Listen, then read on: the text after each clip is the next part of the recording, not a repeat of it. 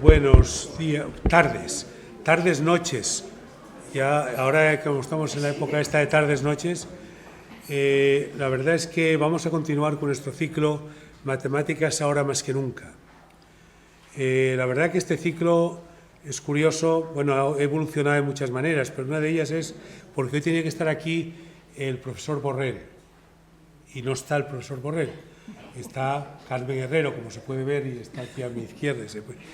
Y no es por él no cogió y desertó, sino que realmente me ha dicho que estaba en Chile, dijo, hago una videoconferencia. Hombre, no fastidie, videoconferencia. No, porque él vino aquí una vez, yo lo conocía antes, pero lo trajo Carmen para dar una conferencia que ha pasado a los anales de esta casa. Era matemáticas aplicadas a la gestión pública. Y de esa idea salió esto. Parece mentira, porque parece ser que las matemáticas son una cosa de gente pues, y no parece que tiene nada que ver con la gestión del día a día. Aquello, a mí me impresionó muchísimo la conferencia que dio, quedó muy bonita, y tú le presentaste. Sí. O sea, con lo cual, cuando me dijeron que venías tú hoy, me pareció que era... Gracias, bueno, la verdad que por aquí ha pasado las últimas semanas, por supuesto, nuestro querido amigo Miguel Ángel Goberna, que está por ahí escondido, que es uno de los responsables de esto, se esconde, por si acaso hay pedradas, no. Y luego hay una cosa, realmente vino luego Nuno Crato, que lo presentó Goberna, y bueno, la verdad que una cosa, fue una conferencia muy interesante, porque es las matemáticas aplicadas a la optimización de la docencia, lo cual está bien. Si yo cambio esto, ¿qué le pasa a mis alumnos? ¿Se enteran más? ¿Se enteran menos? Cosas muy interesantes, fue muy interesante. Bueno, la verdad que más Nuno Crato se da la circunstancia de que fue ministro de Educación de nuestros vecinos, de los portugueses, con la suerte que consiguió aumentar el PISA significativamente. O sea que no estuvo mal. Bueno, la verdad que este curso está lleno de sorpresas. Se inició con una idea muy importante, que fue que nuestro amigo Goberna, que ayuda a tope en estos temas, cogió y se le ocurrió primero escribir un libro que está en inglés y en castellano. En castellano es Matemáticas en Política y Gobernanza, con Francisco Aragón Artacho.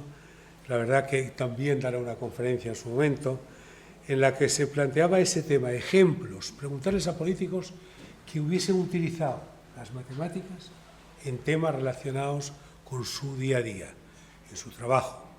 Y la verdad que es bueno, yo me gustó el libro, es muy bonito, en fin, ya también le daremos una vuelta en su momento.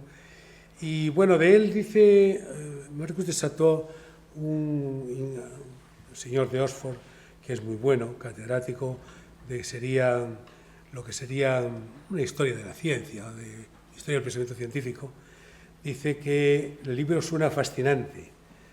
Un PDF de él sería genial.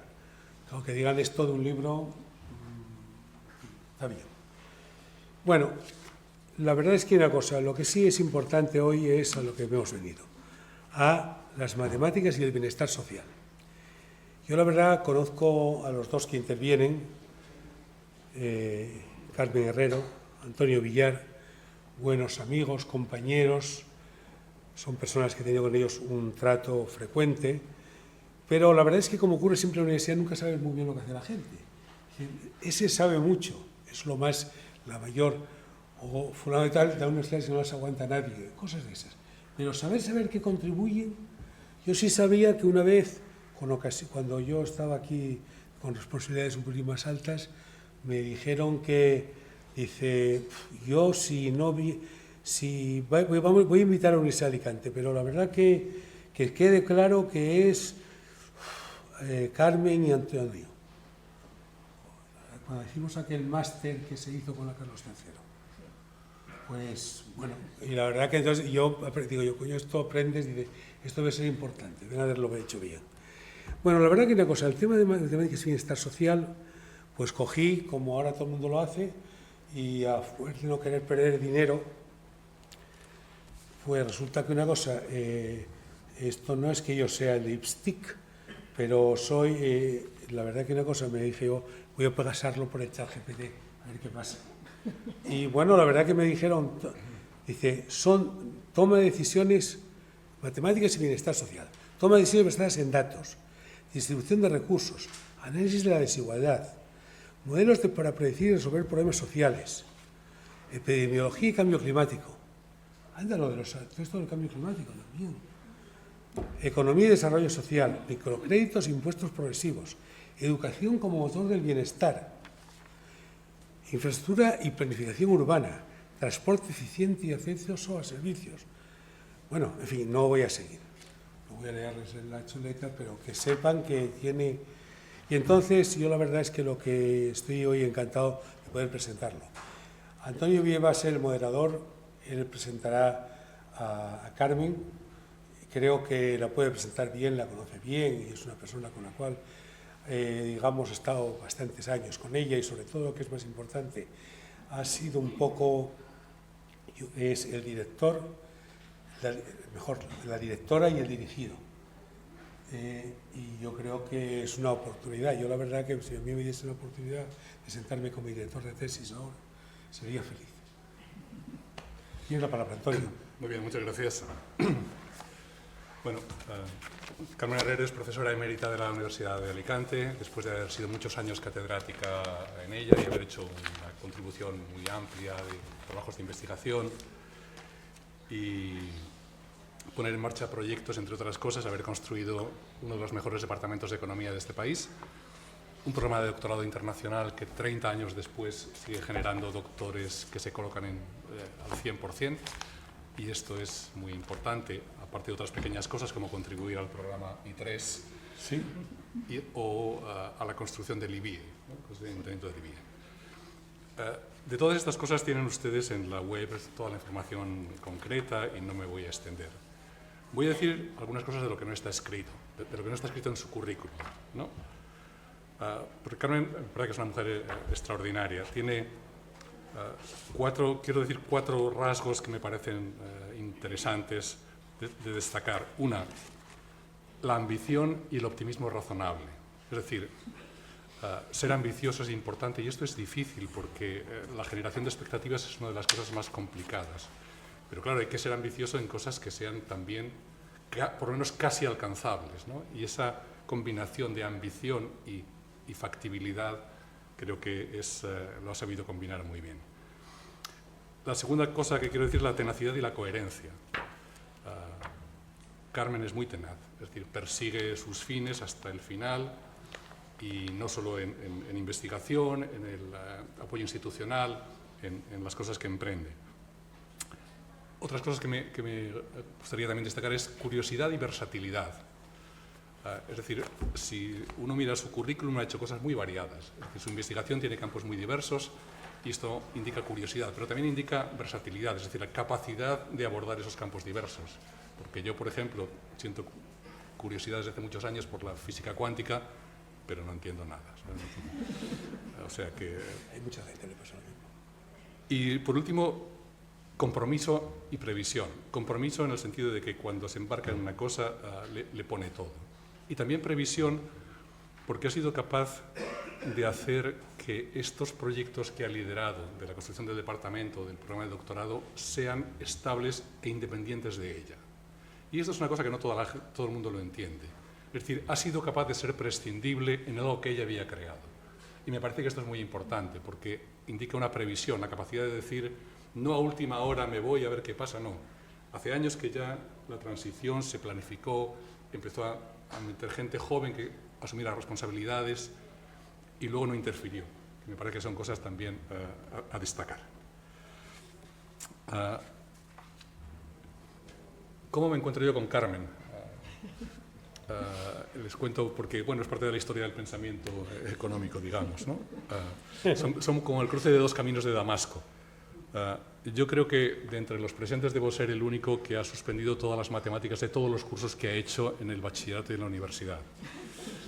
Por tanto, mi antipatía hacia las matemáticas era notoria. Carmen fue profesora mía y no me suspendió porque no me examiné, pero yo detestaba las matemáticas y pensaba que eran una inutilidad para un economista. Ya ven ustedes. Hasta que me hizo una vez una pregunta teórica, y es que yo tenía curiosidad por saber cómo los monopolios eran tan importantes cuando en realidad era una pequeña parte del Producto Interior Bruto. Pero claro, para eso tenía que explicar cómo las decisiones de los monopolios se transmitían a otros sectores de la economía a través de los mercados, y ya ahí el sentido común dejaba de funcionar. Ahí empezaba a necesitar modelos matemáticos, ecuaciones, sistemas de ecuaciones, entender cómo unas variables se relacionaban con otras. Total, que aunque no me había aprobado las matemáticas, estaba yo en quinto y le escribí una carta para pedirle, porque conseguía aprender unas cuantas cosas de matrices, de autovectores, pero no sabía cuando las matrices no tenían signo positivo todos los componentes. En fin, tenía un problema técnico y le escribí. Ella me contestó con 3 folios, que yo no entendí, pero dije, bueno, por lo menos la pregunta parecía interesante, ¿no? Porque me ha dado una respuesta de 3 folios. Yo después acabé la carrera, entré en la universidad, y Carmen vivía en un mundo un poco fantástico cuando yo llegué allí, que era el mundo de las funciones holomorfas, que tenía unas derivadas que se extendían por la frontera, no sé muy bien qué significaba, y vivían en el bosque de los espacios tonelados. Casi ninguna de las palabras las entiendo y todas juntas menos todavía, pero eso es lo que hacía, bajo la dirección del profesor Valdivia, que era uno de los catedráticos de análisis matemático más importantes que había. Y este Valdivia un día me dijo, Carmen es la que tiene mejor cabeza de la gente que yo estoy dirigiendo.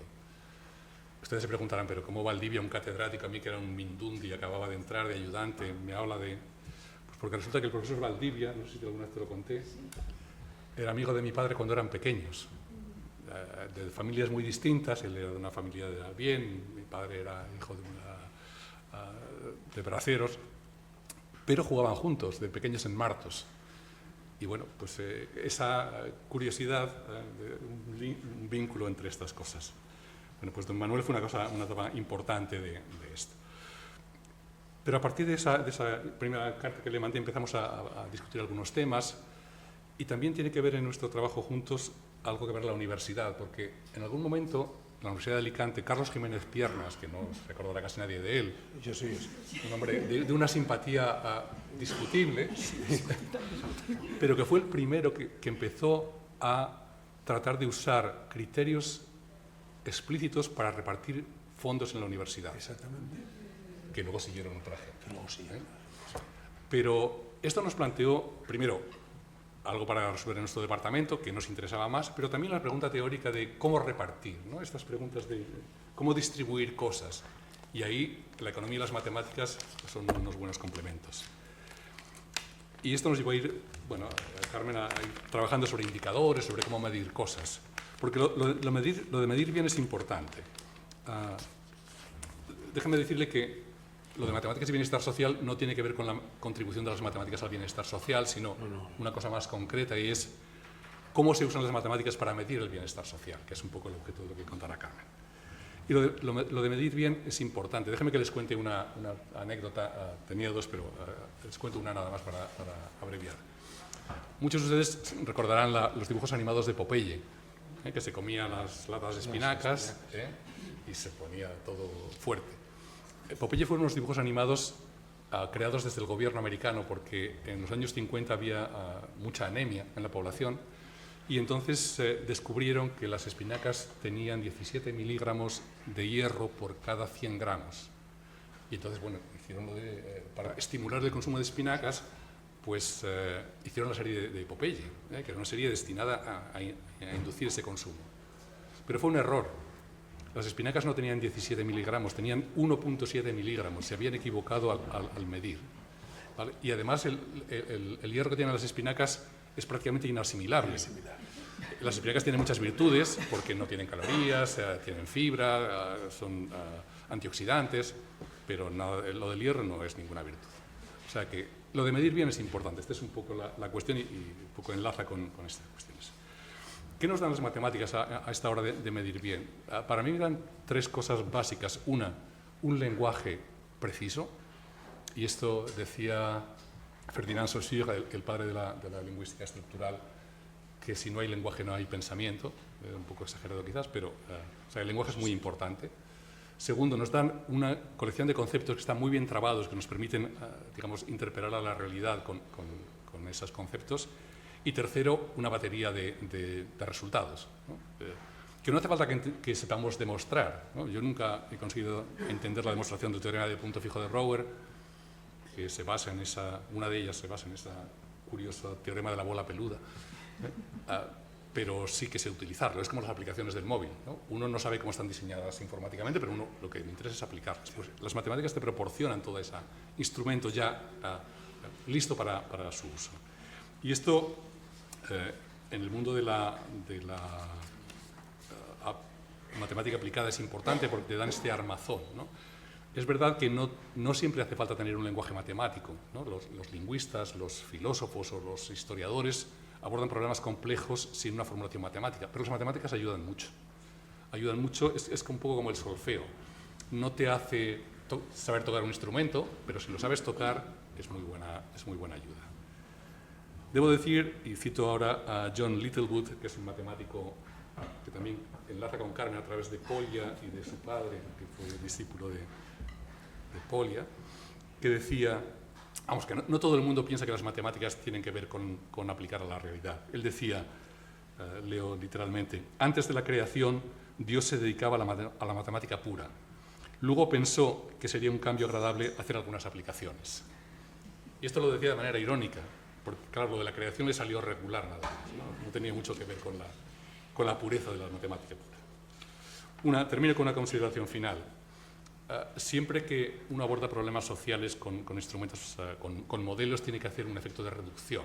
Es decir, hay un cierto reduccionismo porque no hay otro remedio, porque queremos aislar los aspectos importantes. Son un poco como los mapas, ¿no? El mapa que uno necesita, la escala de mapa que uno necesita si uno quiere buscar un restaurante en Alicante o quiere planificar un viaje de Sevilla a París, son distintos. Y por tanto, el tema es encontrar la escala adecuada. Y en este sentido hay una historia bonita de Jorge Luis Borges, en la Historia Universal de la Infamia, que se llama Del rigor en la ciencia, uno de esos pequeños cuentos. En realidad la idea era de Lewis Carroll. Y él contaba una historia en la que en una civilización el arte de la cartografía era cada vez más importante y se iban haciendo mapas cada vez más y más precisos, hasta que se llegó a hacer un mapa de escala 1 a 1. Y termina él, y leo cómo termina el cuento. Dice, las generaciones siguientes entendieron que ese dilatado mapa era inútil y no sin impiedad lo entregaron a las inclemencias del sol y de los inviernos. En los desiertos del oeste perduran despedazadas ruinas del mapa, habitadas por animales y por mendigos. O sea que la cuestión no es tanto encontrar una representación fiel de la realidad, sino encontrar la escala del mapa que nos permite encontrar aquello que buscamos. Muchas gracias.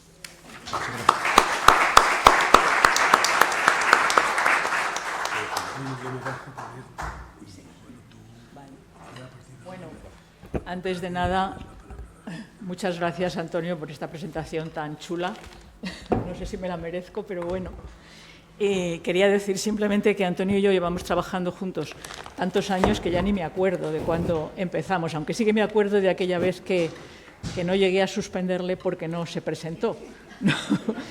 Y sin embargo después volvió un poquito con el rabo entre las piernas a ver ahora qué podemos hacer juntos. Y la verdad es que desde entonces hemos hecho juntos pues muchísimas cosas, ¿no?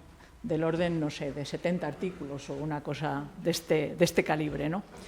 Y seguimos todavía en la brecha. Precisamente estábamos esta mañana discutiendo un paper que está ahí en medio todavía.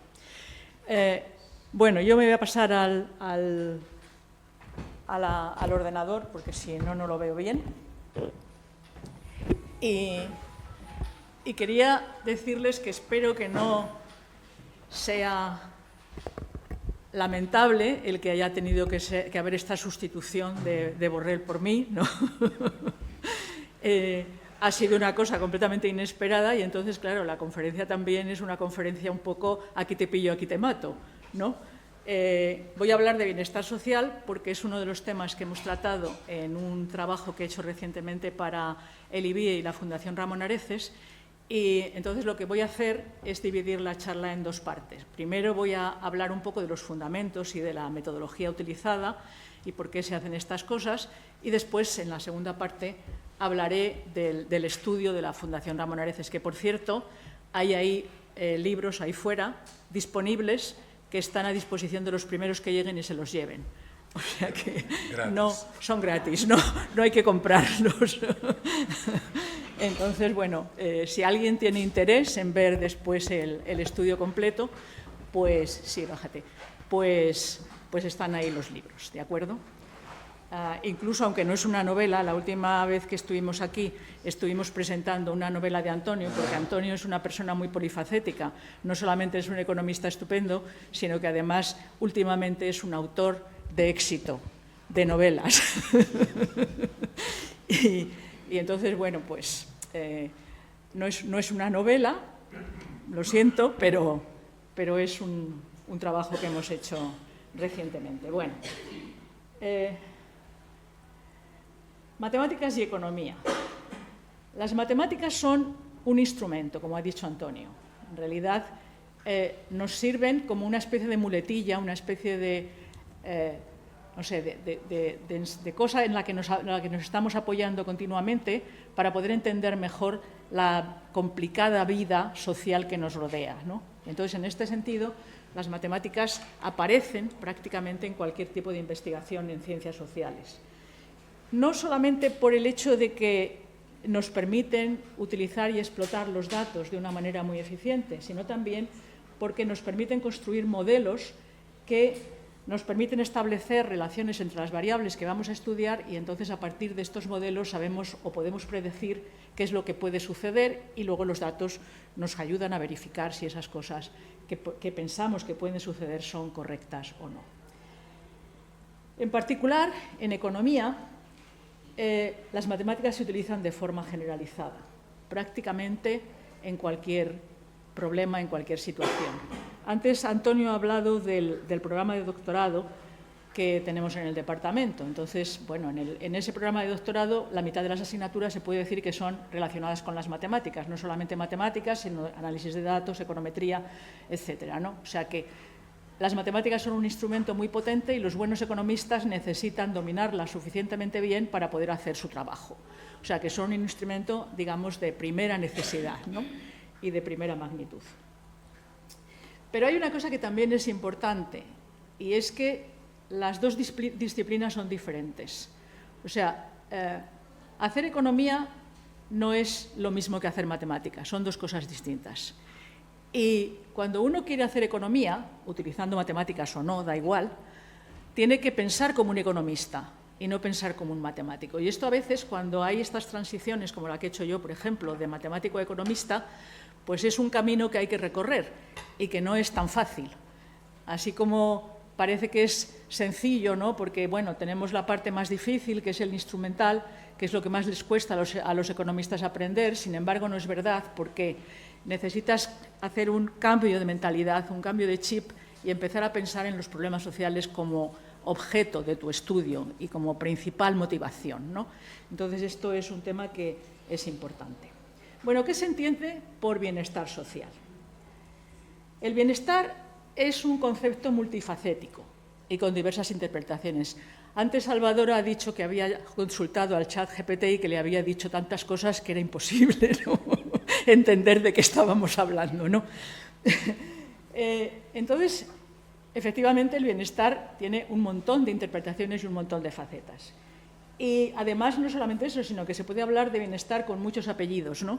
Se puede hablar de bienestar individual, se puede hablar de bienestar social, se puede hablar de estado del bienestar, y todas estas cosas son conceptos relacionados pero diferentes, ¿no? Básicamente, la idea es una situación social que facilita a los individuos el realizarse como personas. Esa es la idea de bienestar social. O sea, una situación de bienestar social es una situación en la que los individuos tienen la capacidad de desarrollarse. Cuando el Estado provee facilidades de acceso a la educación, a la salud, a la subsistencia digna en todas las edades, entonces es cuando se habla de estado del bienestar. Se identifica con aquellas sociedades en que la educación, la asistencia sanitaria, los subsidios básicos y las pensiones se proveen por el Estado. Entonces, un Estado en el que todas estas cosas las provee el Estado es lo que se llama un estado del bienestar.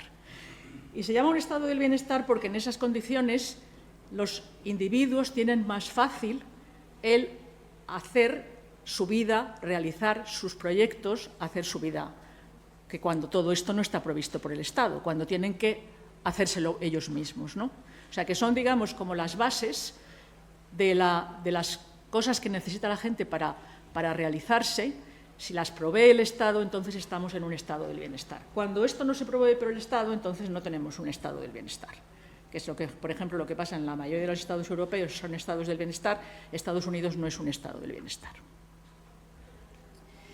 El bienestar individual, como he dicho antes, es la posibilidad de los individuos de realizarse como personas. Y además de tener acceso a la educación, a la salud, a los bienes materiales, también supone el acceso a un trabajo digno y satisfactorio, a disponer de relaciones personales buenas e incluso de ser felices. O sea, todo esto forma parte del bienestar individual. ¿Y cuándo se obtiene el bienestar social? Pues cuando los individuos que componen una sociedad disfrutan de un grado razonable de bienestar individual. Esa es un poco la idea. Para medir el bienestar que tenemos, como ha dicho antes Antonio, necesitamos indicadores, necesitamos algo que nos diga cómo están estas cosas, digamos termómetros, ¿no?, que nos permitan dilucidar si hay suficiente bienestar o no hay suficiente bienestar. Entonces, ¿qué es lo que hacen los indicadores de bienestar? Pues se concentran en algunas de las facetas que conforman el bienestar individual. Y hay muchos de ellos. El Producto Interior Bruto es el más sencillo, la felicidad, ahora hablaremos un poquito de esto, el Índice de Desarrollo Humano, la iniciativa Better Life. Voy a hablar un poco de estos que son los más básicos, ¿no? El Índice de Desarrollo Humano es un indicador que combina tres factores: bienestar material, salud y educación. Y lo que hace es que coge unas variables de cada una de estas dimensiones y las agrega. Las agrega para los países, tomando medias, ¿vale? Y entonces lo que hace es que construye un valor para cada uno de los países y luego los compara. Este es el mapa del indicador del IDH, del Índice de Desarrollo Humano, en el 2022. Los países verdes son los que tienen un desarrollo alto, digamos un bienestar medido con este indicador alto, los amarillos intermedio y los rojos tienen un desarrollo, un bienestar en esta dimensión bajo. O sea que ahí tendríamos un mapa de lo que sería el bienestar de estas sociedades medido con este indicador, que combina, ya digo, tres aspectos: bienestar material, salud y educación. La salud se mide con la esperanza de vida al nacer, la educación es una mezcla de varias cosas y el bienestar es el PIB per cápita, el bienestar material. O sea que es muy, muy primitivo. Hay otros que son más complejos, por ejemplo, la felicidad o el Better Life, que los he mencionado antes.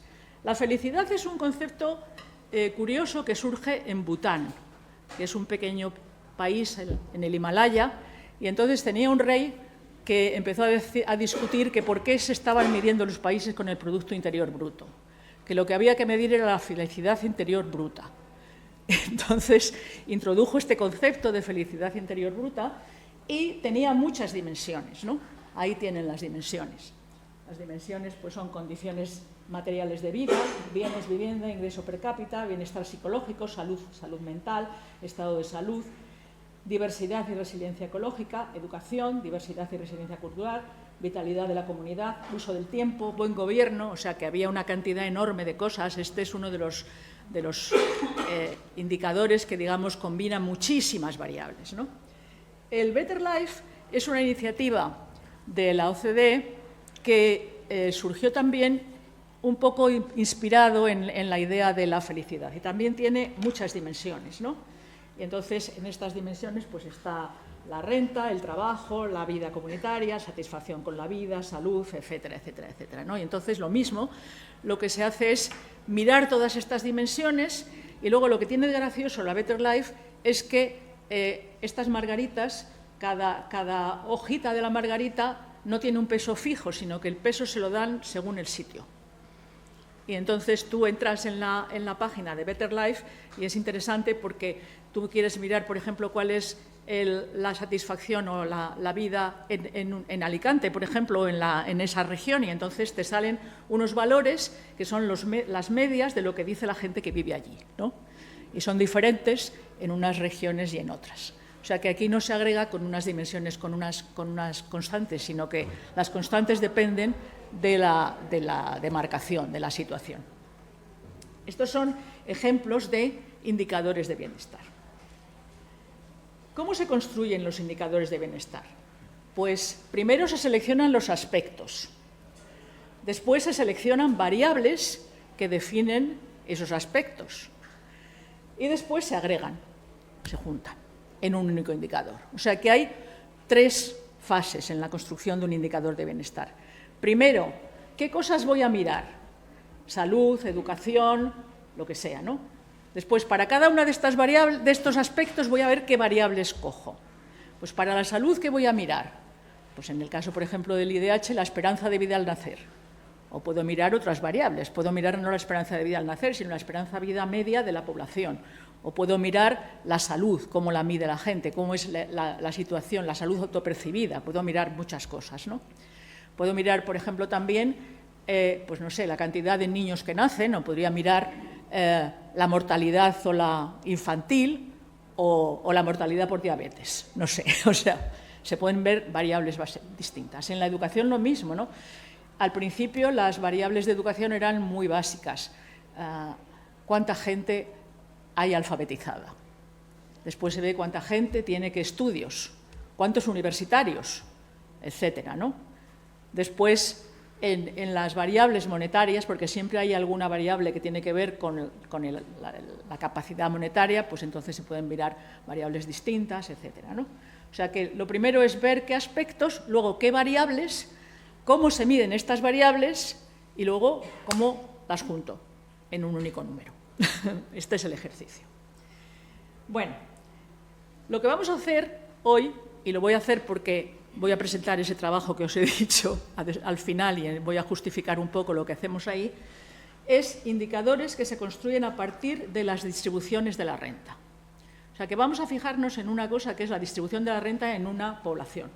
Y a partir de esa distribución de la renta en esa población, en otras, vamos a intentar comparar el bienestar relativo de estas diferentes poblaciones, fijándonos en la distribución de la renta de unas y de otras.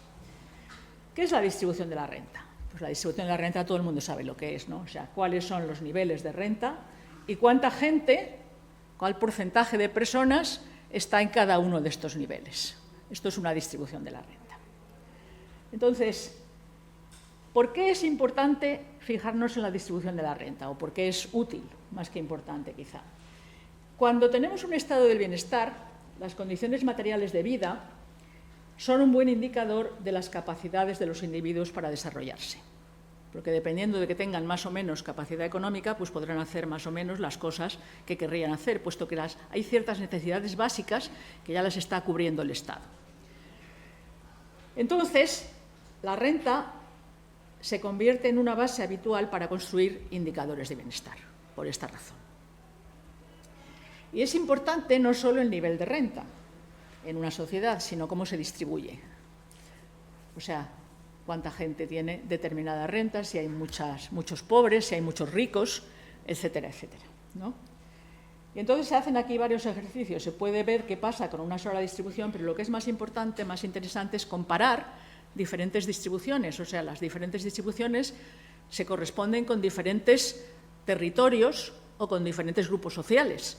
Y entonces lo que podemos hacer al mirar las distribuciones de renta y compararlas es comparar el bienestar de esos territorios o de esos grupos sociales.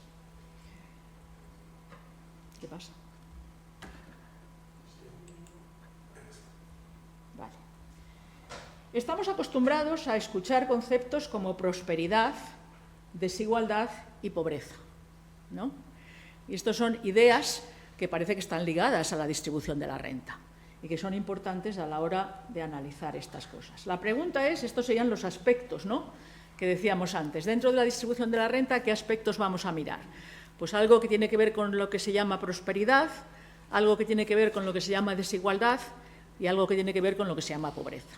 Entonces, estas ideas que nos parece razonable que se mezclen a la hora de construir un indicador, pues la pregunta que tenemos es cómo medimos estos conceptos, ¿no? ¿Qué variables utilizamos para medir estos conceptos? Recordar que hemos dicho primero los aspectos, luego las variables y luego agregamos. Es el proceso. Entonces, prosperidad. Bueno, la renta per cápita es la forma más habitual de utilizar una medida sumaria de la prosperidad de un territorio o de un grupo social, ¿no? ¿Qué es la renta per cápita? Pues si tuviésemos la renta total de toda la población y la dividimos entre el número de habitantes, el número de individuos que componen ese grupo, lo que le toca a cada uno, eso es la renta per cápita.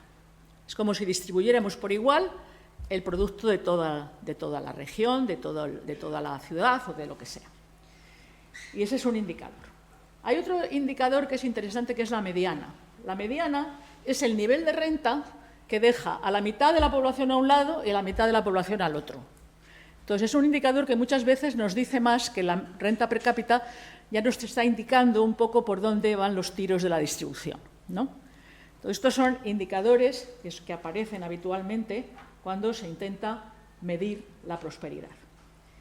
Nosotros vamos a introducir, y lo introducimos en realidad esto viene de un trabajo anterior, utilizamos un indicador novedoso, que es el que llamamos prosperidad relativa o oportunidades de renta. Entonces, aquí, fijaros que la renta per cápita o la mediana son un único punto de la distribución, uno, es un único número, ¿no? Entonces, lo que hacemos aquí con esta idea de la prosperidad relativa es intentamos comparar distribuciones completas. Entonces, por eso pongo aquí a este señor diciendo qué prefiero, ¿no? O sea, si me encuentro con dos alternativas, dos distribuciones, ¿dónde me gustaría más vivir? ¿En qué país me gustaría más vivir? ¿En el país que tiene esta distribución o en el país que tiene esta otra?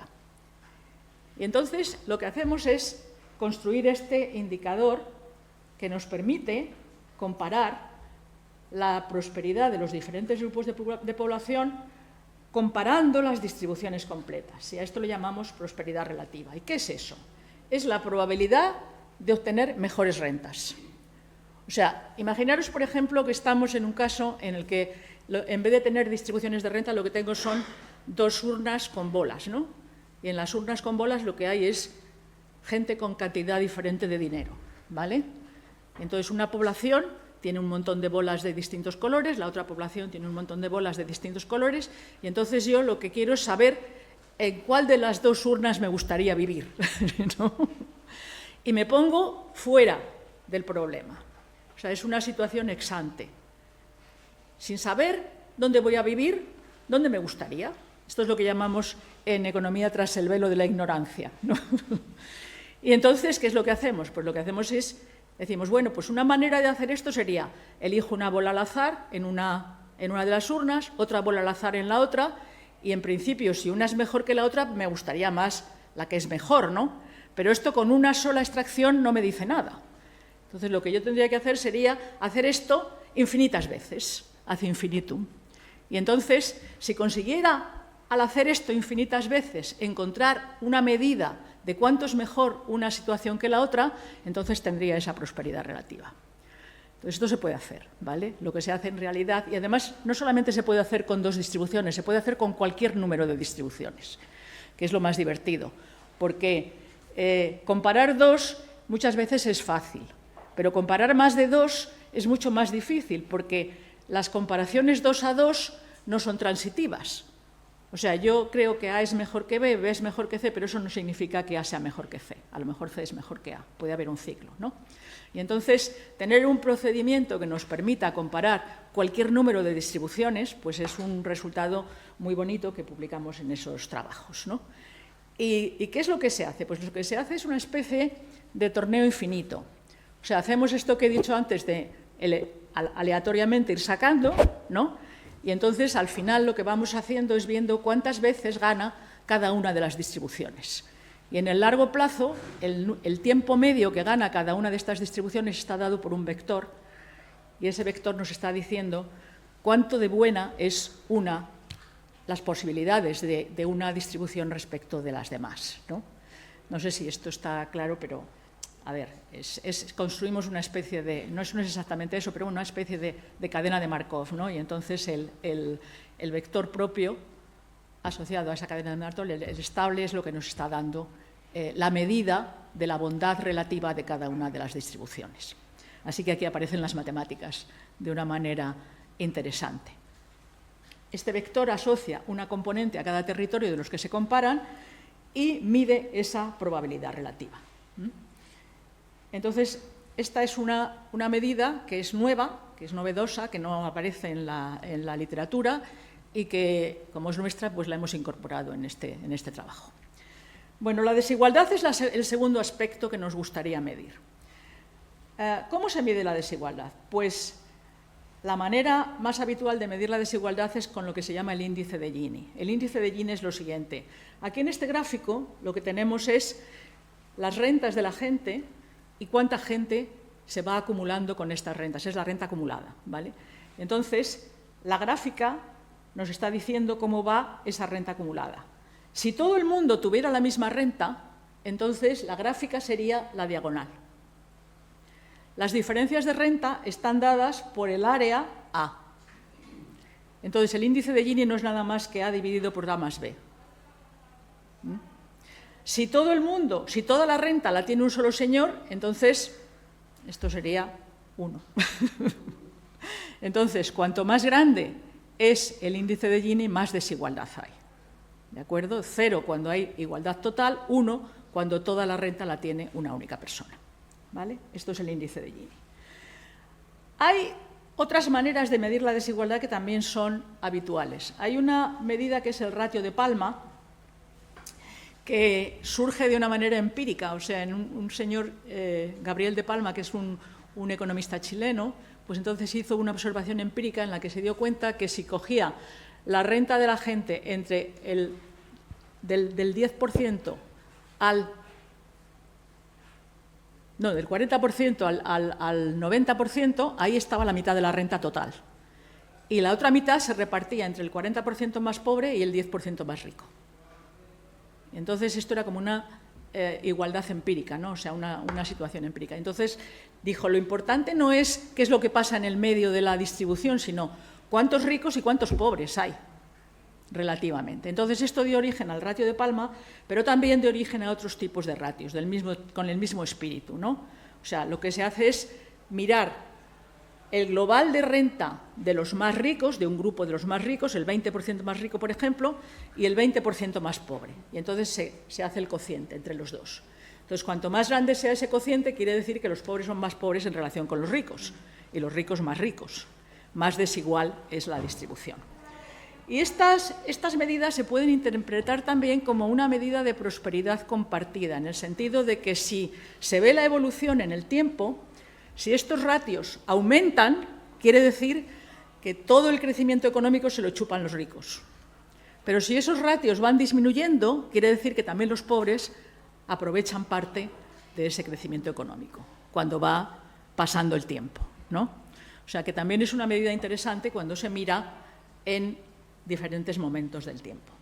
Bueno, y el último aspecto que querríamos considerar en esta construcción de indicadores de bienestar sería la pobreza. Y se suele hablar de incidencia de la pobreza. Hay muchas otras cosas, pero voy a centrarme en lo más básico. Se refiere a la proporción de la población que está en la cola izquierda. La cola izquierda podemos cortarla por donde queramos, ¿no? Pero bueno, dependiendo de dónde la cortemos, pues hay distintos conceptos de pobreza. Hay un concepto que es el que se llama pobreza absoluta, que ese no es solo la parte izquierda, sino que es como más universal. Naciones Unidas describe a la gente que es pobre absolutamente, son aquellas personas que viven con menos de 5,5 euros al día. Entonces, estos son pobres de solemnidad, digamos. Y después están otros pobres relativos, que son conceptos relativos, esto es absoluto, no depende del país, ¿eh? Las líneas de pobreza son relativas, porque lo que se hace es que se toma la distribución de la renta de ese país o de esa región o de ese grupo y entonces se toma la mediana, ¿recordáis? Y y tomamos un porcentaje de esa mediana. Y eso nos da lo que sería una línea de pobreza. La gente que está por debajo de esa línea son los pobres.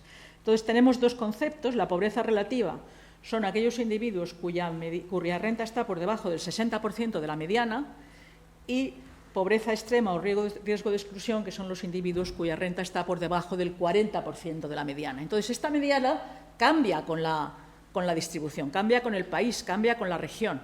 Es relativo a la región. No es lo mismo ser pobre en el País Vasco que ser pobre en Canarias. ¿Vale? Esta es un poco la idea. ¿De acuerdo? Bueno, pues estos son los aspectos. ¿Cómo construimos entonces el indicador de bienestar? Pues cogemos los tres aspectos, cogemos las variables en cada uno de los aspectos y entonces, ahí, se me revela.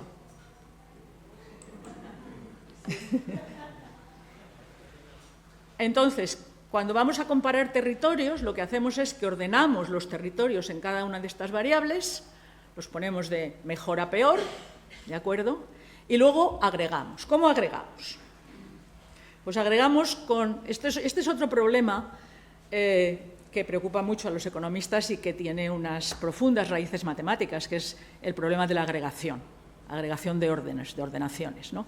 Entonces, hay muchas maneras. Hay un teorema muy famoso, que es el teorema de Arrow, que dice que es imposible conseguir un sistema de agregación que tenga suficientes buenas propiedades. No voy a entrar en cuáles son, ¿no? Eso, durante mucho tiempo, fue como una especie de losa que pesaba sobre la gente que trabajaba en estos temas, ¿no?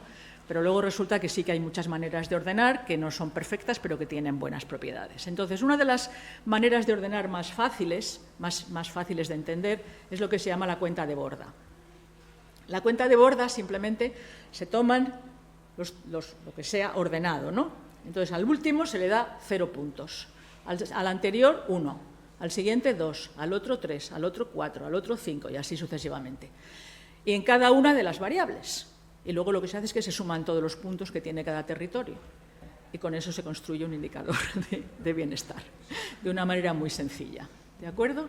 O sea que esto es un poco el procedimiento de construcción de un indicador de bienestar a partir de la distribución de la renta. ¿Vale? ¿Hasta aquí está todo bastante claro? ¿Sí?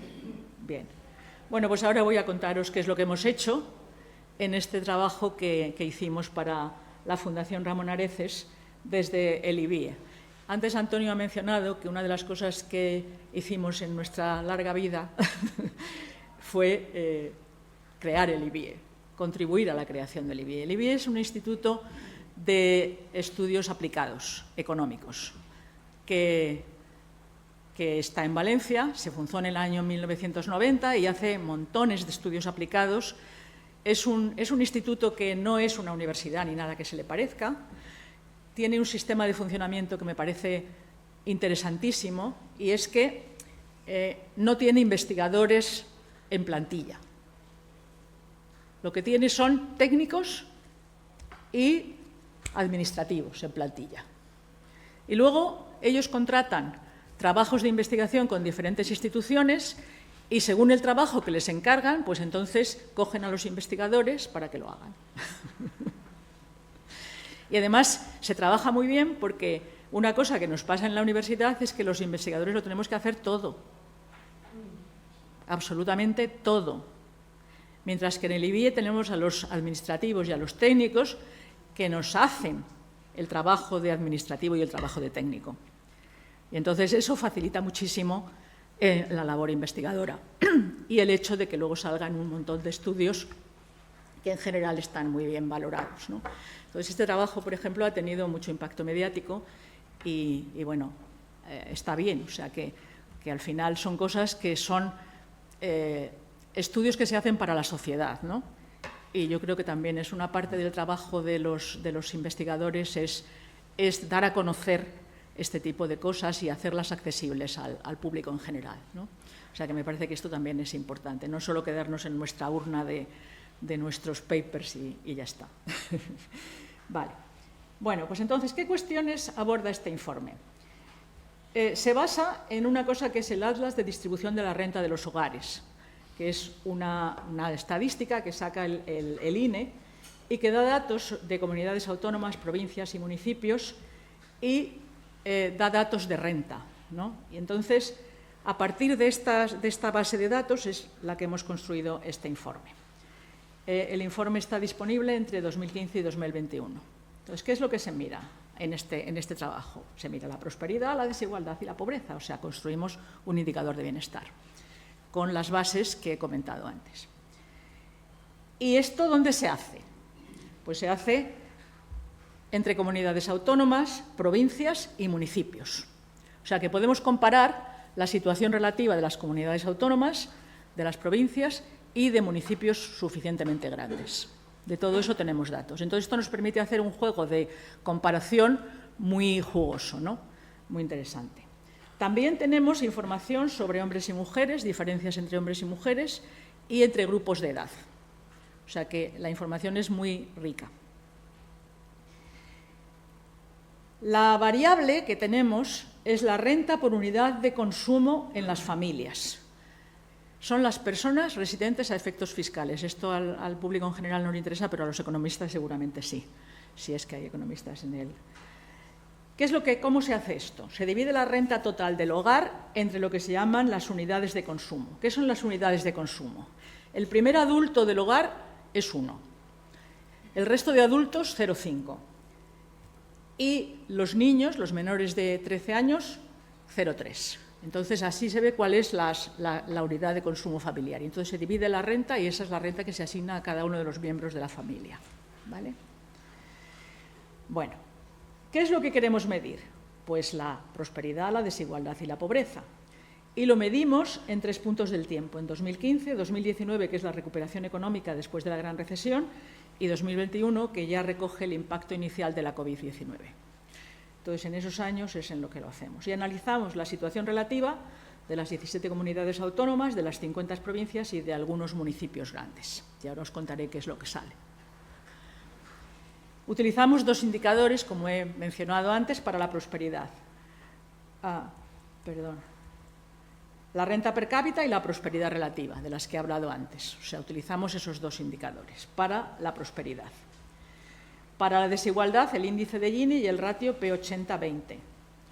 Como he dicho antes, el índice de Gini compara toda la renta completa y el ratio P80-20, el 20% más rico y el 20% más pobre. Y la pobreza, miramos la pobreza relativa y la pobreza extrema o riesgo de exclusión. O sea que tenemos 2 indicadores para cada variable. ¿De acuerdo? Bueno, entonces vamos a ver qué es lo que pasa. Las comunidades autónomas. Bueno, aquí tenemos el mapa de oportunidades de renta, de prosperidad relativa de las comunidades autónomas en el año 21. Las negras son las ricas, las que tienen más prosperidad. Las azulitas más fuertes son las intermedias y las claritas son las más pobres. Las que tienen menos prosperidad relativa, nada nuevo bajo el sol.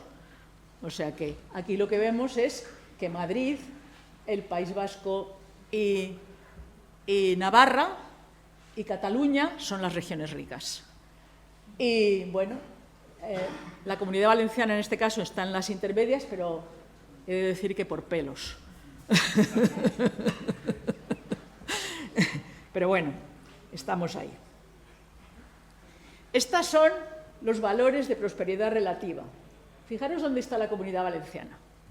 Si comparamos la comunidad, está normalizado a 100. O sea, si 100 es el valor más alto, la Comunidad Valenciana tiene un 62,6% de las oportunidades del País Vasco, la gente de la Comunidad Valenciana, en media.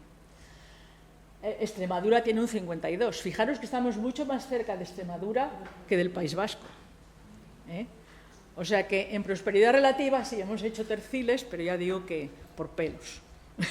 ¿Vale? Bueno. Aquí tenemos jóvenes, o sea, edades y grupos de edad. Grupos de edad y hombres y mujeres, género. Entonces, en aquel lado están los valores relativos de la prosperidad de los viejos, las personas en edad de trabajar y los jóvenes. Los jóvenes son los puntos rojos. los jubilados, los viejos, son los puntos blancos.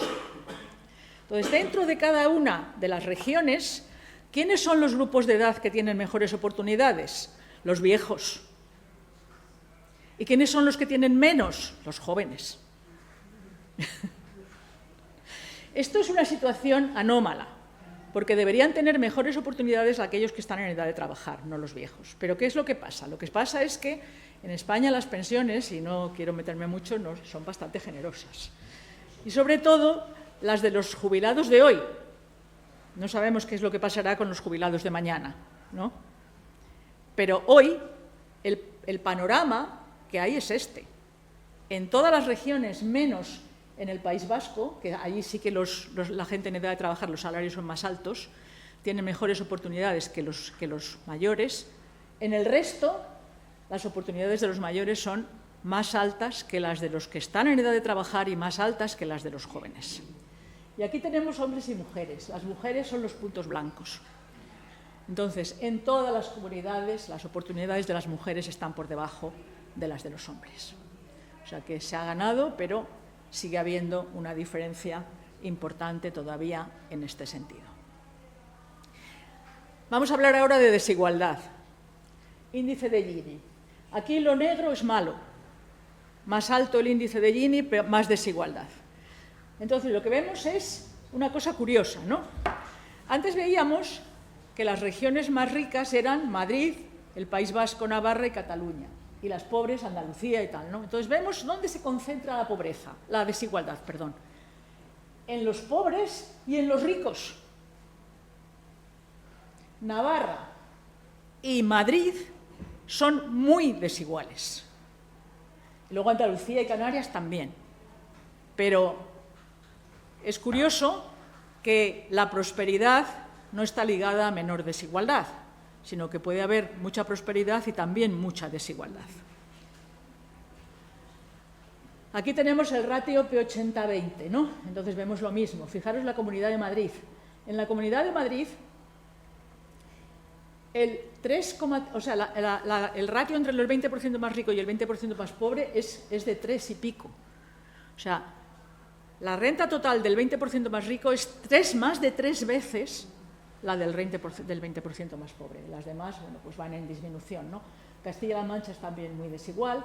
La Comunidad Valenciana es bastante desigual, pero ha disminuido mucho en el tiempo. Ha pasado de un 3,1 a un 2,6 entre 2015 y 2021. O sea, que una cosa interesante es que ha habido reducción de la desigualdad en este periodo, en todas las comunidades autónomas. Y en la Comunidad Valenciana en particular ha disminuido mucho la desigualdad. Ahora vamos a la pobreza. Aquí tenemos pobreza relativa y aquí riesgo de exclusión. Entonces, está hecho entre hombres y mujeres. De nuevo, ¿qué es lo que aparece? Pues las regiones más pobres, pero además otra cosa que ocurre es que en todas las regiones las mujeres son más pobres que los hombres. O sea, hay más mujeres pobres que hombres. O sea, la pobreza afecta más a las mujeres que a los hombres. En todas. En algunas, además, mucho más. Pero este es un panorama que nos enseña qué es lo que pasa, ¿no? Y aquí hablamos por tramos de edad y nos encontramos lo mismo que antes. Los más pobres son los jóvenes, esos son las blancas de arriba, o sea, los puntitos blancos de arriba rodeados de azul son los jóvenes. Los azules son los intermedios y los amarillos son los viejos. Y pasa lo mismo en pobreza relativa y en riesgo de exclusión. Y el riesgo de exclusión de los jóvenes y de los niños es altísimo. El porcentaje de jóvenes que viven en riesgo de exclusión es muy alto, sobre todo en determinadas comunidades autónomas. En Andalucía, casi un 18%, que es tremendo. Bueno, esto es un poco el panorama de las comunidades autónomas. Vamos a ver ahora las provincias. Las vamos a ver muy rápido porque son oportunidades de renta. Bueno, pues es prácticamente lo mismo que antes, ¿no? Madrid, las provincias del País Vasco y Navarra, y ahí ya de Cataluña solo Barcelona está en la parte realmente próspera. O sea que cuando miramos la prosperidad, se empiezan a separar. Fijaros otra cosa que pasa aquí. En el intermedio, en el tercer intermedio de la Comunidad Valenciana están Valencia y Castellón, pero Alicante no. Alicante está en el bajo. ¿Y qué es lo que pasa? Pues que la provincia de Alicante es menos próspera que las otras dos. Y bastante menos próspera que las otras dos. Entonces, esto explica también el hecho de que la Comunidad Valenciana por pelos está en el tercer intermedio. Alicante tira hacia abajo. ¿Qué pasa con la desigualdad? Pues con la desigualdad pasa una cosa muy parecida. Toda la parte andaluza, Canarias, Baleares también hay mucha desigualdad. En Cataluña hay mucha desigualdad. En Madrid, en Navarra y en Bilbao, en Vizcaya. ¿Vale? Ahí es donde está la desigualdad tremenda. Y Alicante entra en la provincia de mucha desigualdad. Otra vez. O sea, la provincia de Alicante está ahí abajo. Vale. ¿Qué pasa con la pobreza? Pues lo mismo. Tenemos la pobreza concentrada en el sur, la pobreza relativa, y Alicante de nuevo entra en pobreza relativa, malos datos, y pobreza absoluta, riesgo de exclusión, malos datos. Ahí queda Córdoba, que está en medio, que tiene mejores resultados que el resto de Andalucía. Pero esto es el panorama de las provincias en el año 21. Bueno,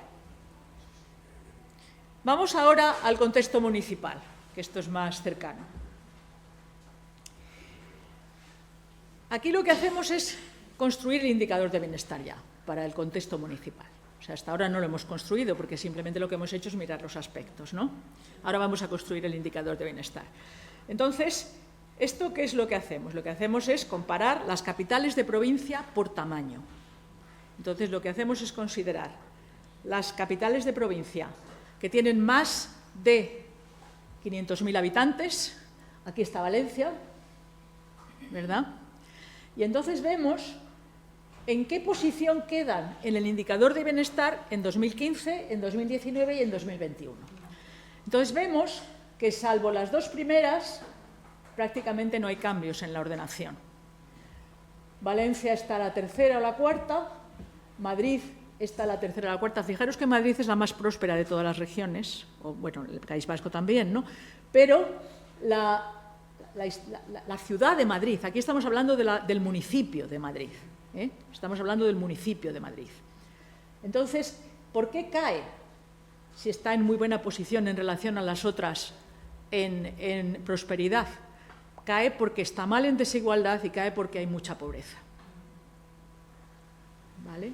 O sea que como lo que hacemos es agregar, si solo mirásemos una de las variables, entonces sí que lo tendríamos a la cabeza, pero cuando miramos las otras empieza a caer. ¿Vale? Entonces, la idea es que Sevilla y Málaga en este grupo serían las que tienen menos bienestar en relación a las demás, ¿eh? No estamos hablando de absolutos, sino de valores relativos. Y arriba, Zaragoza y Barcelona se disputan la primera posición. Ahí está Alicante, en las ciudades que tienen entre 300 y 500.000 habitantes. ¿Y dónde está Alicante? Pues la última. Las Palmas de Gran Canaria, Murcia. ¿Y arriba quién está? Bilbao, Palma y Córdoba. ¿Vale? Palma de Mallorca, Bilbao y luego Córdoba, que también está subiendo posiciones. Pero Murcia, Las Palmas de Gran Canaria y Alicante mantienen la ordenación a la cola de las capitales de provincia entre 300 y 500.000 habitantes. ¿Vale? Esto nos dice también un poco cómo son las cosas. Bueno, y luego este ejercicio lo hemos hecho también para los municipios más grandes de cada comunidad autónoma. Y os voy a contar qué es lo que pasa con los municipios grandes de la Comunidad Valenciana. En la Comunidad Valenciana hemos considerado los municipios de más de 50.000 habitantes. Entonces tenemos Elche, Torrente, Torrevieja, Orihuela, Gandía, Paterna, Benidorm, Sagunto, San Vicente, Alcoy, Elda y Vilarreal. Estos son los municipios que hemos comparado. además de las 3 capitales de provincia. Y ahí están, en el mapita, estos municipios. ¿De acuerdo? Hay muchos en Alicante, menos en Valencia y en Castellón, pero estos son los municipios grandes. Fijaros que Alicante está muy poblado, ¿eh? Y en este sentido tiene municipios grandes, más municipios grandes que el resto. Pero la pena es que están mal. Vamos a ver. Aquí tenemos la ordenación de los municipios en oportunidades de renta. El primero Valencia, Castellón, Paterna, Vilarreal, Sagunto, San Vicente, Alcoy, Torrente, Alicante está en la 9ª posición de 15 en renta. Gandía, Elche, tal. En desigualdad, el índice de Gini. Esa es la ordenación. Vilarreal, San Vicente, tal. Alicante, el último. En pobreza relativa, Alicante está en la 10ª posición. En pobreza absoluta, ¿dónde está Alicante? El 11. O sea que cuando estamos comparando estos municipios entre sí, todos estos municipios que tienen más de 50.000 habitantes entre sí, comparamos el ejercicio ese que os he dicho antes, ¿no?, de ver los valores relativos de todos ellos y ordenándolos, entonces tenemos esta lista. Y ahora, si hacemos el indicador de bienestar, esta es la evolución del indicador de bienestar para los municipios más poblados. Vilarreal, en primera posición. Torrevieja, en la última. ¿Vale? Pero no solo Torrevieja, es que si miramos los municipios de la provincia de Alicante, es que están todos abajo, menos San Vicente. Menos San Vicente. Alcoy también está bien, sí. Cuando pasen una dosis a otro estudio sobre Valencia, va a cambiar mucho por lo de la DANA. Sí, claro, cambiará, porque además, de hecho, hicimos un artículo sobre cuál era el impacto sobre esos municipios concretos, porque teníamos también los datos de esos municipios. Entonces, la idea es que va a bajar el bienestar de manera radical en ellos. Y en la provincia de Valencia también, como rebote, ¿no? Pero bueno, la historia es que estos son los datos con los que claro, estos datos no los tenemos todavía. Hay una cosa muy importante cuando se trabaja con datos en cualquier estudio aplicado de economía, y es que los datos tienen que ser oficiales. O sea, no se puede trabajar con datos que no sean oficiales. Por eso es importante disponer de estadísticas fiables y que se puedan utilizar para realizar estudios. O sea, la percepción es una cosa y los datos son otra. Bueno, ¿qué es lo que podemos decir entonces? Bueno, Valencia es la que tiene mejores datos en prosperidad, seguida de Castellón. Los más desiguales son Torrevieja y Alicante, los más igualitarios Villarreal y San Vicente. En todos los municipios ha disminuido la desigualdad. La pobreza también ha disminuido en todos los municipios a lo largo del periodo, o sea que aunque se ven estas cosas, en realidad estamos mejor ahora que en 2015. Y el caso de Alicante es preocupante, porque presenta la peor situación entre las capitales de provincia, lejos de Valencia y Castellón, pero también de las provincias, de las capitales de provincia de su entorno, ¿no?, de su tamaño. ¿Qué conclusiones se pueden sacar generales de este estudio? Pues los niños y los jóvenes y las mujeres tienen peores resultados en todos los indicadores, mientras que los mayores de 65 años registran los mejores índices en oportunidades de renta. Las oportunidades de renta que ofrece la Comunidad Valenciana están casi 40 puntos por debajo de las del País Vasco. La desigualdad cae en la Comunidad Valenciana y ahora es igual a la media nacional, era más alta antes. Aún así, el 20% de la población más rica tiene un nivel de ingresos 2,6 veces mayor que el grupo más pobre. El porcentaje de pobreza relativa en las mujeres es mayor en todas las comunidades autónomas y en los jóvenes en los distintos grupos de edad. La pobreza extrema en la Comunidad Valenciana se ha reducido 4,5 puntos. Esto es importante también, aunque vemos que las cosas no son todavía muy buenas, pero no están. O sea, la evolución, digamos, que es positiva. Vila-real, Castellón y San Vicente son los 3 municipios que tienen mejor índice sintético de bienestar. Las regiones y provincias más prósperas no son las que presentan mejores datos en desigualdad y pobreza, pero las que ofrecen menos oportunidades también son más desiguales y tienen mayor incidencia de pobreza. O sea que la desigualdad y la pobreza se concentran en los que tienen poca renta y en los que tienen mucha. En general, los municipios más grandes son más prósperos en municipios, pero también más desiguales y con mayor incidencia de pobreza. El efecto de capitalidad es importante, tanto a nivel de país, el efecto de capitalidad de Madrid, la atracción que tiene, ¿no?, como polo, como en todas las comunidades autónomas. Los servicios, la localización de las instituciones, la cultura, la educación y el efecto de arrastre empresarial son un polo de desarrollo y bienestar. Otra cosa interesante es que las estructuras educativas e investigadoras también son motores de bienestar. Eso explica el caso de San Vicente, en los municipios en que se implantan. O sea que también cuando comparamos, eso pasa en todas las regiones, cuando comparamos todas las ciudades. Las regiones, provincias y municipios que tienen una excesiva dependencia del turismo presentan niveles bajos de bienestar. Y luego también hay otro elemento que es importante para algunas de las municipalidades de la provincia de Alicante, y es que la adaptación al cambio tecnológico y su efecto en la industria es complicada en municipios con actividades industriales obsoletas. Hay una inercia que lastra el desarrollo y el bienestar. Y con eso termino. Muchas gracias.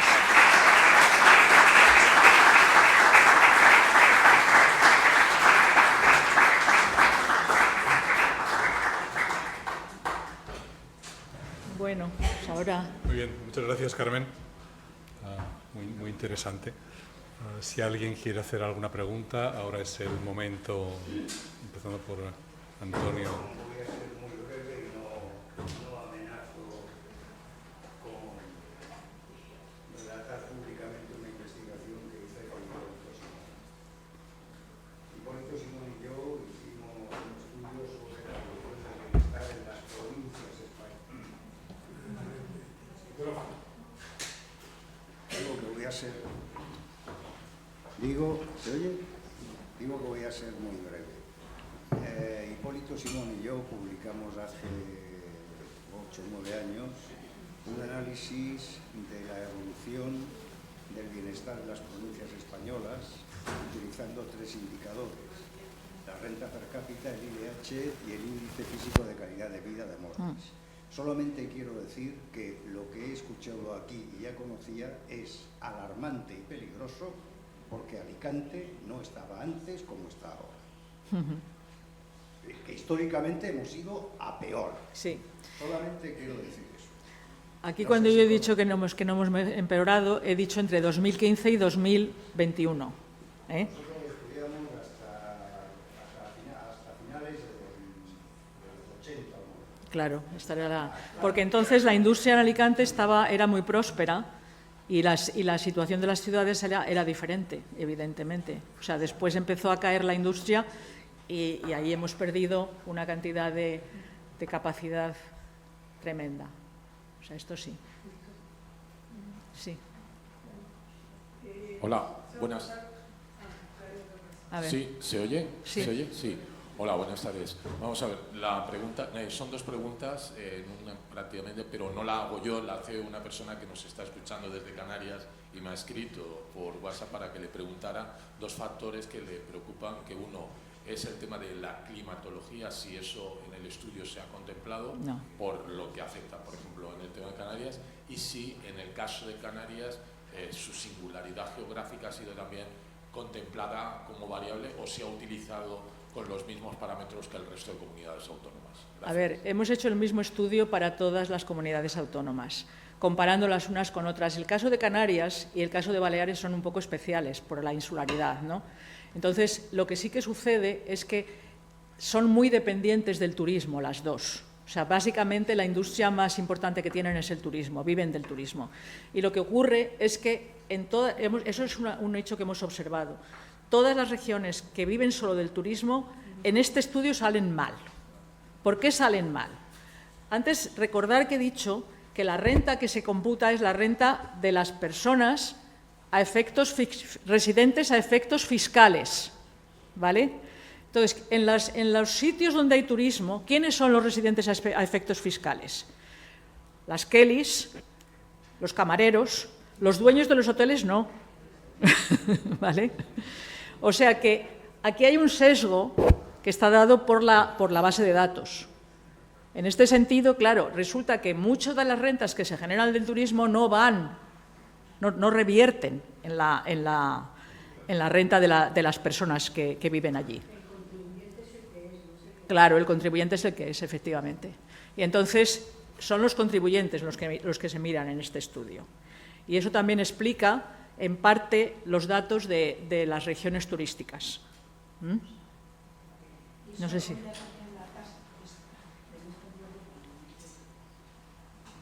Una pregunta totalmente ajena a mi actividad, a lo que estoy escuchando, pero muy interesante. Quisiera saber por qué no se tiene en cuenta, no lo escuché, solamente ingresos al núcleo familiar, costo de vida, porque por lo que yo sé, no toda España, no las grandes ciudades o los diversos sitios, tienen un nivel de costo de vida medio igual. No, ya está claro. Entonces, esa no es una variable que va a incidir. No está ajustado por el coste de vida de la región. ¿Eso no va a incidir en las conclusiones? Sí, en parte sí. En parte sí. O sea, eso no quiere decir, cuando tienes más oportunidades de renta, quiere decir que tu renta es más alta. ¿Qué haces con esa renta? Es otro tema. ¿Vale? Sí, sí.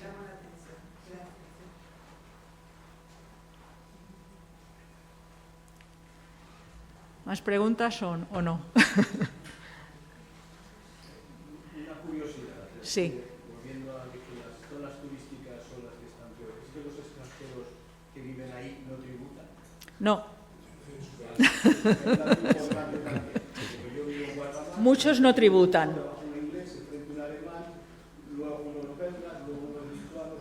Claro, son los residentes a efectos fiscales los que tributan, ¿vale? O sea que eso también sesga, claro, evidentemente, ¿vale? Bueno. Sacar conclusiones definitivas. No estamos sacando conclusiones definitivas, ¿eh? En la mente del que lo escucha, Sí, no sí. digo del estudio. No. Por eso creo que es muy importante cuando se dice cuáles son los datos y qué es lo que se mide. Claro. Efectivamente, Es que, ¿de claro, acuerdo? Entonces hay una cantidad de factores que influencian, que no Claro. están presentes, por ejemplo, en esta comunidad, creo yo, no sé, es que hay pues mucho cosa no declarada, etcétera. Bueno, hay también sí, efectivamente, hay también mucha economía sumergida. Hay mucha economía sumergida, pero también hay mucha economía sumergida en otros sitios, en Canarias, por ejemplo, y en... Hay una parte que sería interesante seguramente, que es mirar todas las regiones turísticas y compararlas entre sí, qué es lo que pasa con ellas, ¿no? Y entonces entrar en otros datos. Pero el problema que hay es, como he dicho antes, para poder hacer estudios de estas características necesitamos datos oficiales. Sí, claro, ya. ¿Vale? Lo que no quiere decir entonces que, claro, todos los sesgos inherentes a esos datos que no se pueden manejar, pues también aparecen, habría que claro. contemplarlos de alguna manera. Efectivamente. Vale, pues nada más que era eso. Pues bien, sí, por ahí atrás alguien quiere.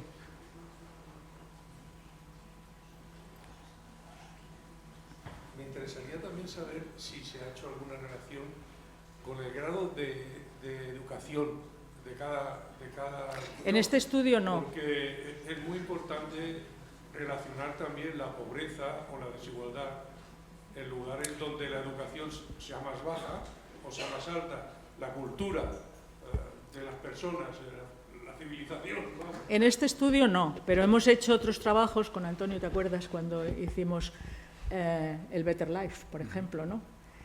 El indicador Better Life que he mencionado al principio, hicimos un estudio donde comparábamos el Better Life en España y en algunas regiones con Europa, con el resto de Europa. Y entonces ahí sí que aparecen todos estos temas. Uno de los temas que es importante es que las regiones más turísticas, sobre todo Baleares y Canarias, tienen un nivel de educación bajísimo.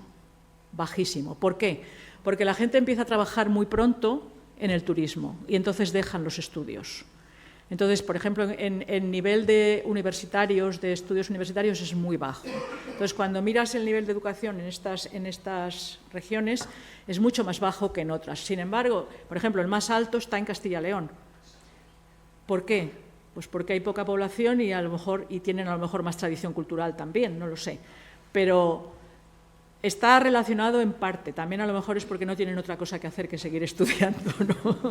No, pero la escolarización, por ejemplo, en Andalucía probablemente no es igual que en Cataluña. El nivel de escolarización... No, los niveles de escolarización ahora mismo... Calidad, por ejemplo. Los niveles de escolarización obligatoria son prácticamente iguales en toda España.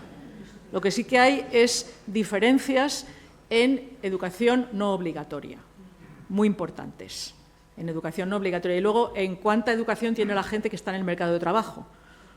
O sea, si son personas que tienen estudios superiores o no, o solo tienen estudios medios o solo tienen estudios primarios.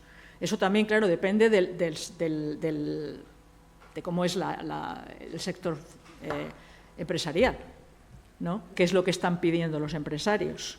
Dependiendo de esto está cambiando mucho también, porque realmente que no sabemos muy bien qué es lo que va a pasar en el futuro, en este sentido. O la formación profesional. La formación profesional está siendo para el futuro mucho más importante probablemente que la universitaria.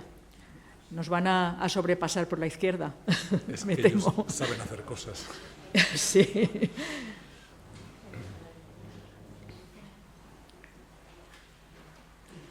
Pero vamos, cuando he presentado el estudio he dicho que era una basada en la distribución de la renta y de esta renta. También tenéis que tener una cosa en cuenta, y es que esto lo he tenido que presentar in extremis. ¿Qué tal? Sí. Buenas tardes. Bueno, has comentado varias veces que los estudios son oficiales, por supuesto. Yo quería saber la relación, es decir, gobiernos en todos los ámbitos y las administraciones cogen estos trabajos para ponerlo en práctica. Acabas de comentar algo que podría sacarse una conclusión fácil cuando has comentado que la renta, claro, los hoteles y demás no necesariamente tributan, no sabemos si tributan o no. Sí, las que los camareros, pues claro, que entonces, y ahora que siempre está hablando, por ejemplo, del salario mínimo, pues con lo que acababas de decir, que sería una cosa, bueno, muy evidente que no cabe discusión y todavía se discute tanto. Mi pregunta es, ¿se tienen en cuenta todos los estudios a la hora de poner en prácticas, no sé, políticas, administraciones, para tomar en serio, quiero decir, para estas cosas, cómo debería ser o no lo sé? Hombre, los institutos de estudios hacen estudios y luego los políticos hacen lo que quieren con esos estudios.